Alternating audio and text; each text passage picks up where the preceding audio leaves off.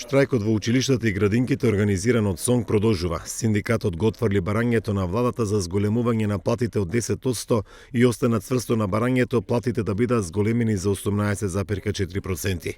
Одбивањето на предлогот на владата за зголемување на платите од 10% за министерката за труд и социјална политика представува уцена и заштита на личните интереси.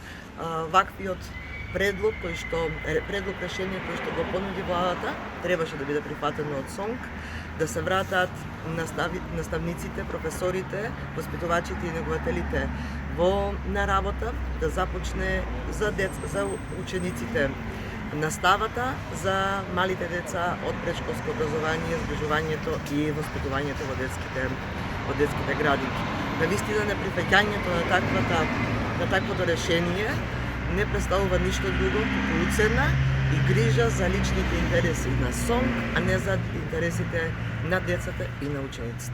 Тренчевска ги повика просветните работници да имаат разбирање за кризата и учениците да се вратат на настава децата во градинките. Кажа дека ако продолжи вака состојбата ќе мора да се ангажираат заменски воспитувачи и негователи во градинките, но тоа е обврска на градоначалниците. Обврската за да се најдат заменски воспитувачи и негователи во градинките стои во оние општини каде што имаме затворени објекти, каде што има поголем број на воспитувачи и негователи кои што штрајкуваат. Општините, градоначалниците треба да си ги обезбедат заменските воспитувачи и негователи, за да можат родителите да се вратат на работа, а децата да се згрижат во градинки. Градоначалникот на Струмица Костадин Костадинов, кој беше присутен во средното училиште Димитар Влахов, смета дека треба да се најде решение и мора да се има разбирање, бидејќи сите земји се соочуваат со пост-ковид криза, а проблем е и руско-украинската криза. Паралелно и тие како локална самоуправа трпаат последици од штрајкот на СОНК. Општината си има своји последици од протестот. Превозот на учениците.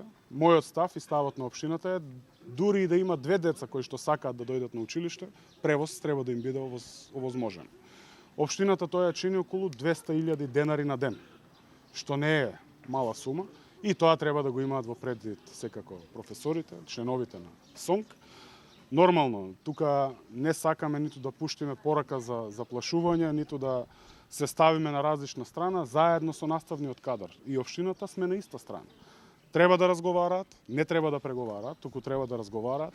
Треба да се земе во предвид целата таа тешка ситуација во која што се наоѓаме.